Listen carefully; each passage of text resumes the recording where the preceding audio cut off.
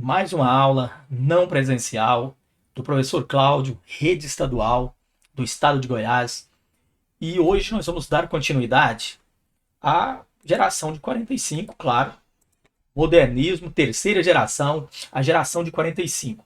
Como que nós combinamos para que para que a gente não esqueça das gerações modernistas? O modernismo classicamente é dividido em três gerações. A primeira começa em 1922, não é exata essa data. Lembra que eu falei para vocês que essas datas não são exatas, elas são apenas para a gente ter um norte, para a gente ter um lugar para a gente se firmar, para a gente não esquecer, para a gente memorizar mais fácil. Então a geração modernista de 22, a primeira geração modernista, ela ficou conhecida como a geração de 22. E aí você não esquece, geração de 22. O que você precisa saber de 1922? Você precisa saber um pouquinho do contexto histórico, você precisa saber as características da geração de 22 e você precisa saber sobre alguns autores. Característica, claro, se era 1922, era luta. A característica de 22 era luta. Luta contra a tradição, luta para impor um novo jeito de fazer arte e também aquela vontade bonita de mostrar o Brasil para o brasileiro e com isso criar uma nova alma brasileira, criar um verdadeiro, que eles chamavam a verdadeira brasilidade. A segunda geração modernista, que foi 1930 até 1945, essa geração ficou conhecida como geração de 30, para você não esquecer. Primeira geração de 22, segunda geração, geração de 30. Novamente, características, contexto histórico da época, coincide com Vargas no poder. Foi a chamada Revolução de 30, Vargas no poder, começa a Era Vargas. E de 30 a 45, esse momento dos 15 anos da primeira parte, do governo Vargas, que ficou conhecido como Era Vargas, nesse momento aconteceu a segunda geração modernista, que é a geração de 30. Nesse momento nós vamos ter escritores como Carlos Drummond, Vinícius de Moraes, nós vamos ter Cecília Meirelles, nós vamos ter romancistas maravilhosos como José Lins do Rego, nós vamos ter Graciliano Ramos, nós vamos ter Raquel de Queiroz e tantos outros. Esse foi um momento muito rico. Inclusive Jorge Amado foi dessa época, o grande Jorge Amado, novelista, que depois... Ele não era novelista, era romancista, mas a Globo, através da era Globo de novelas, a Globo transformou vários romances de Jorge Amado em novelas televisivas. Quer dizer, pegou aquele romance e transformou em uma obra televisiva. E isso foi muito sucesso. Jorge Amado foi aclamadíssimo por isso. E esses romances da chamada geração de 30, eles eram voltados para questões sociais, destrinchar, mostrar para o brasileiro a realidade do Brasil. Isso é muito importante se entender. É importante se entender também que a linguagem, agora, não precisa mais daquela bandeira de 22, não precisa ser mais de tanta briga. Agora já é possível eu aliar a linguagem popular com a linguagem formal antiga. Já foi comum, por exemplo, alguns poetas voltarem à linguagem mais clássica, como foi o caso de Vinícius de Moraes. Como foi o caso também de Cecília, que escrevia poesia de verso livre, mas às vezes também escrevia uma coisinha mais formal. O próprio Carlos Drummond ficou nesse meio termo. Os poetas da geração de 30 ficaram até inclusive conhecidos às vezes como neossimbolistas, porque tinha aquele cunho de poesia social, mas às vezes também um pouco de poesia espiritual. Estou falando rápido, gente, para poder revisar bem rápido mesmo. E agora nós estamos na terceira geração, já falamos de Clarice Lispector na aula passada, falamos de João Cabral de Melo Neto, falamos também que essa geração de 45, que é a terceira, ela é conhecida como sendo a geração que vai de 45 até 60. Ou seja, vai coincidir com o fim da Segunda Guerra e o início da chamada Guerra Fria. Esse momento esse momento Estados Unidos e União Soviética. Claro que o Brasil ficou no meio disso tudo.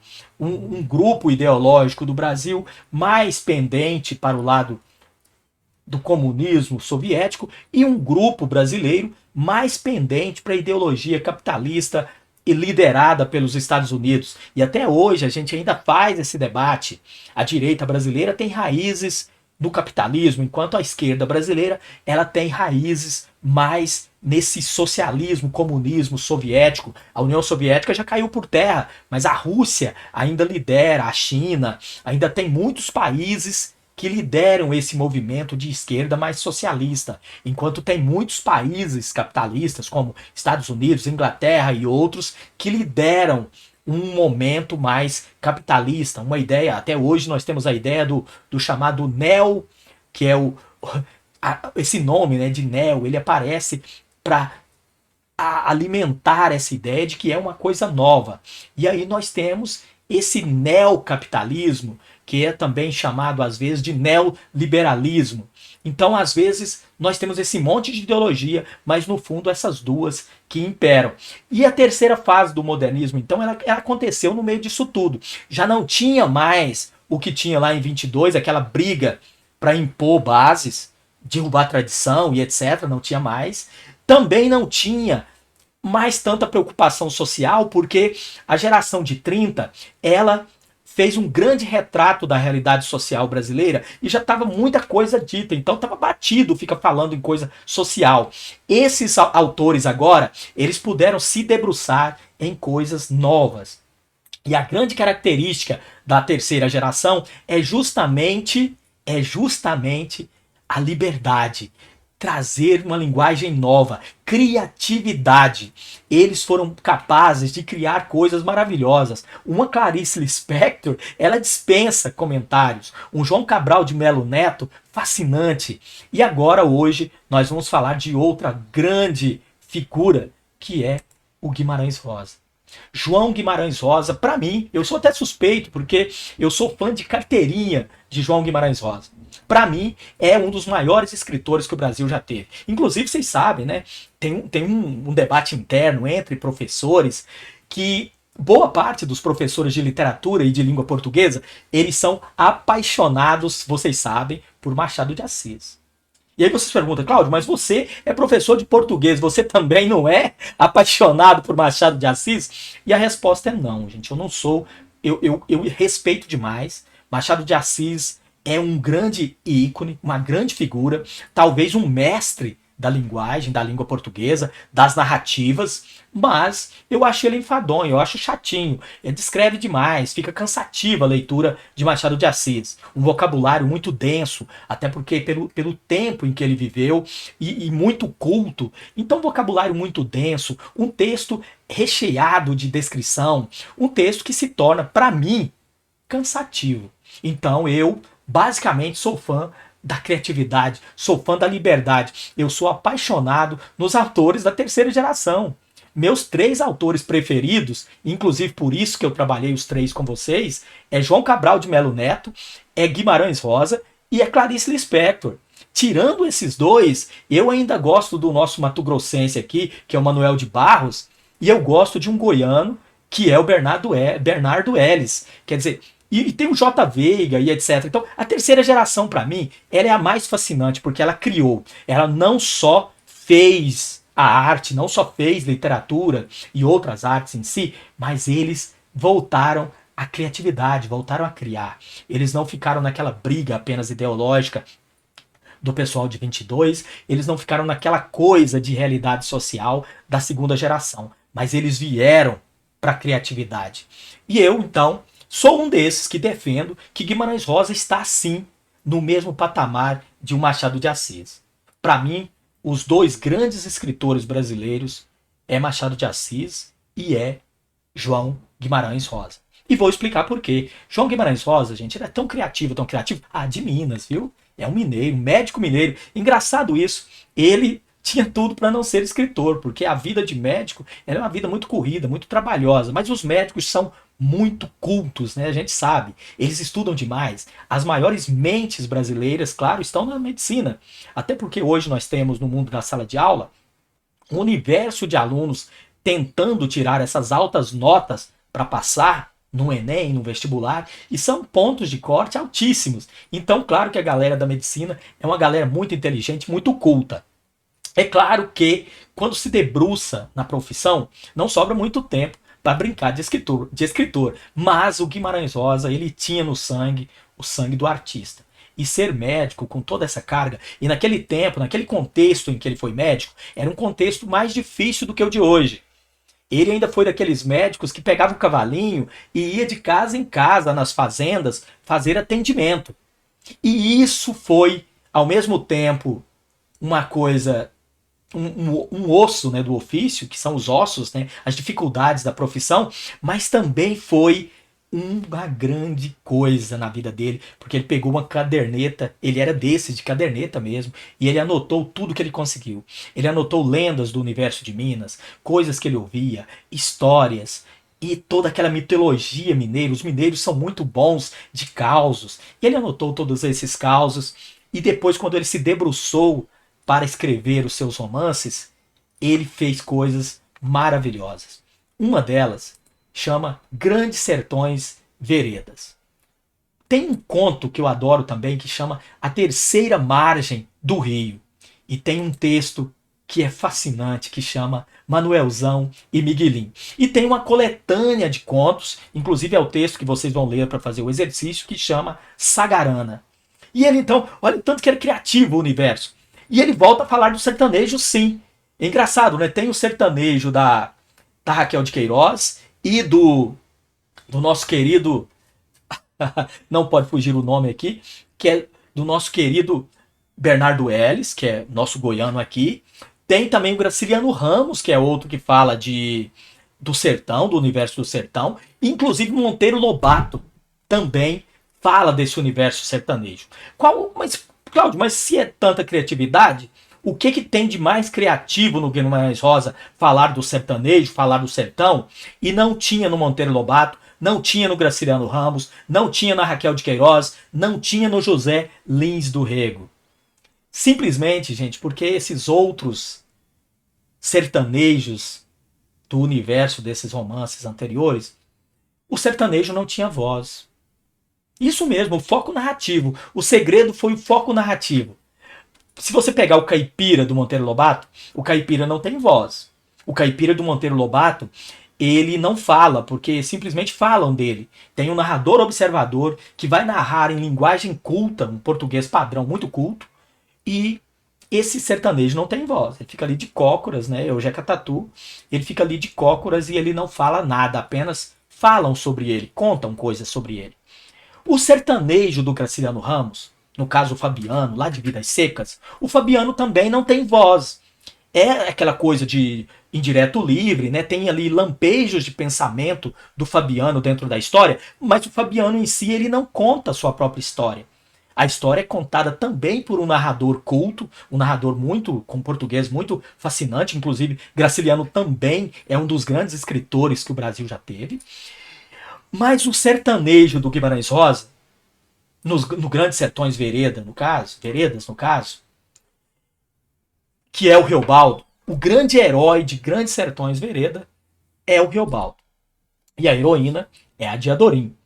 E Riobaldo conta sua própria história. Então, pela primeira vez na literatura brasileira, nós tivemos um caipira contando sua própria história. Nós tivemos um sertanejo de Minas contando sua própria história. E qual o universo desse sertão? Foi uma boa escolha também, eu achei fascinante. A escolha é o universo dos jagunços. Esse mundo de jagunços contado pela visão de um jagunço, que era o Riobaldo. E o Riobaldo, ele vive entre dois mundos. Eu achei isso muito interessante também, porque o Riobaldo, ao mesmo tempo que ele é um sertanejo, ao mesmo tempo que ele é um jagunço, o maior atirador de seu tempo, atirava que a carabina saía até fogo. Ao mesmo tempo, ele era um cara culto, porque ele teve uma educação culta. Quando ele, né, em sua infância, ele estudou latim, estudou língua portuguesa, e ele era um homem muito culto. Ao mesmo tempo, esse universo de jagunços, então, que é um universo bruto, de pessoas brutas, tem pessoas com a alma poética, como o Riobaldo. E ele contando em primeira pessoa. Contar em primeira pessoa traz outra criatividade para a obra. E isso é muito interessante também. A outra criatividade é justamente a outra criatividade é justamente quando ele narra em primeira pessoa, poder usar aquela linguagem sertaneja. Foi uma desculpa, então, do Guimarães Rosa para colocar aquela linguagem do sertanejo dentro da obra. E aí você poder ter isso. Isso foi fascinante.